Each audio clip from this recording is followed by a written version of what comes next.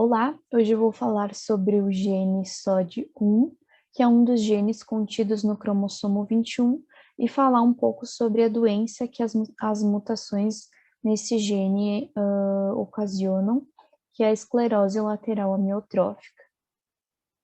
Falando um pouco sobre o cromossomo 21, aqui nós temos a representação dos 23 cromossomos, e ressaltada aqui a ilustração deste cromossomo 21 com a representação de 2 dos mais de 400 genes contidos nesse cromossomo. Eu vou focar a minha apresentação neste aqui, que é o gene SOD1, que acarreta a esclerose lateral amiotrófica.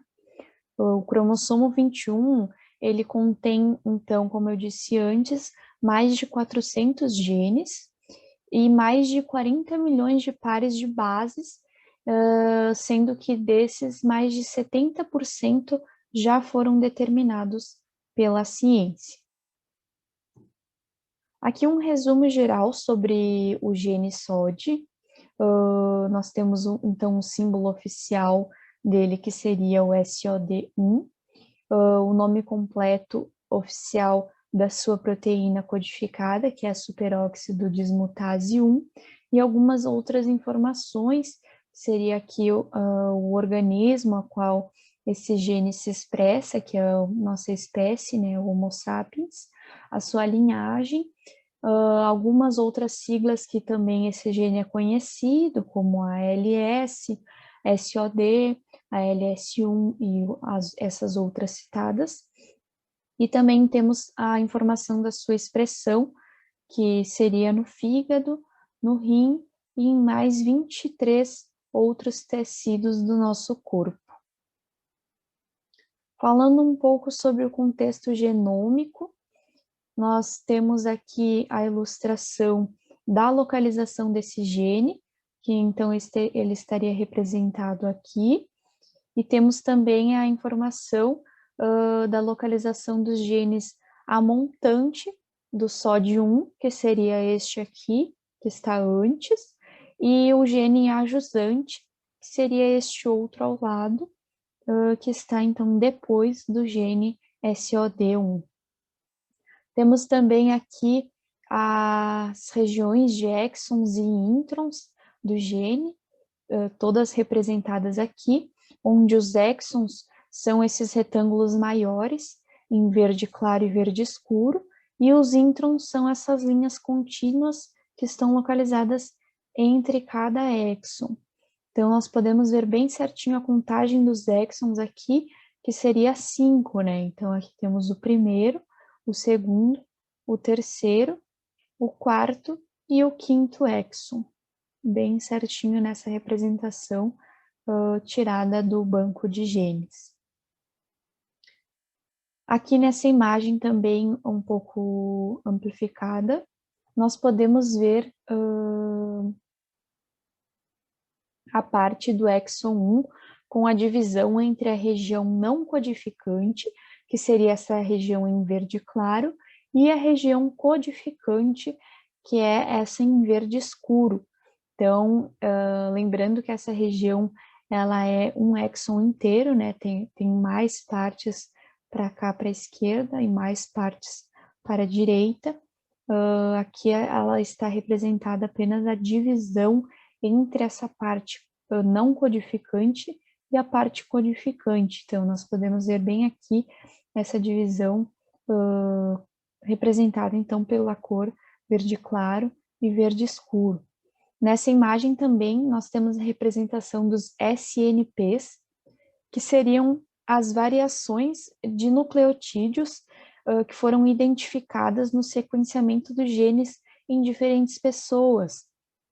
Então, isso pode ocorrer sim, porque 99% da sequência dos genes das pessoas são iguais, mas temos essas variações que são identificadas no sequenciamento de cada pessoa. Então, elas estão todas representadas aqui em vermelho, para a gente conseguir ter essa informação bem interessante também. Nessa outra imagem, nós vemos o códon de início da parte codificante do exon 1. Então, lembrando que a parte codificante inicia no verde escuro aqui. Então, nós temos o códon de início, que é a metionina, né? O ATG. Aqui, então, nós podemos ver que fica bem no início da parte codificante. E também a representação dos 3 códons seguintes, que seria esse GCG, que é a alanina, ACG, a treonina, e o AAG, que é a lisina. Nessas outras imagens, eu retirei também do banco de genes, seria uma representação do RNA mensageiro, onde a gente consegue ver a parte do exon 1, que é a parte que eu estava mostrando anteriormente, bem a representação de onde começa e de onde termina.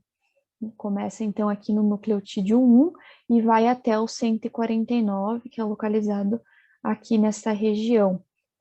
Ou seja, o exon 1, ele teria todo este tamanho aqui. E também aqui nós conseguimos ver separadamente a parte codificante do exon 1, que foi também a que eu mostrei anteriormente, que é representada na imagem anterior pela parte verde escuro. Então, aqui a gente consegue ver os códons que a gente analisou anteriormente, que seria o ATG, e os 3 seguintes também, que é o GCG, o ACG e o AAG. Conseguimos ver bem aqui, ó, bem certinho, e aí ele vai até aqui, até o final, né, onde o final coincide com a região codificante, que seria, então, do 78 até o 149. Aqui nós temos a representação do intron 1.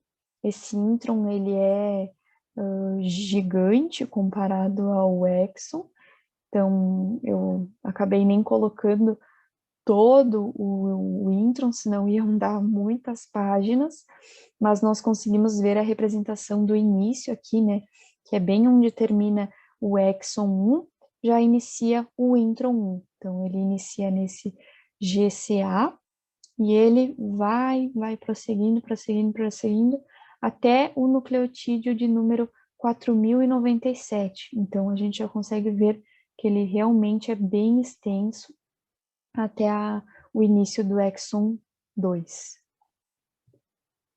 Algumas informações, então, sobre o gene. Esse gene, ele codifica a enzima superóxido dismutase, que é uma enzima que desempenha uma função muito importante nas células, que ela remove os radicais superóxidos perigosos e converte em substâncias não nocivas, né, em substâncias não perigosas.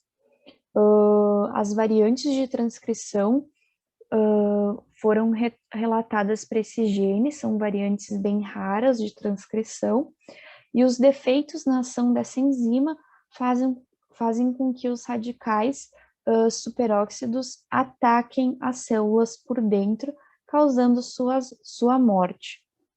Então, um defeito nessa enzima, né, ele pode retirar essa função importante que ela tem, que seria a remoção dos radicais superóxidos, né? Por isso que acaba acarretando a morte da célula. As mutações desse gene reduzem as atividades da enzima em apenas 30 a 60%.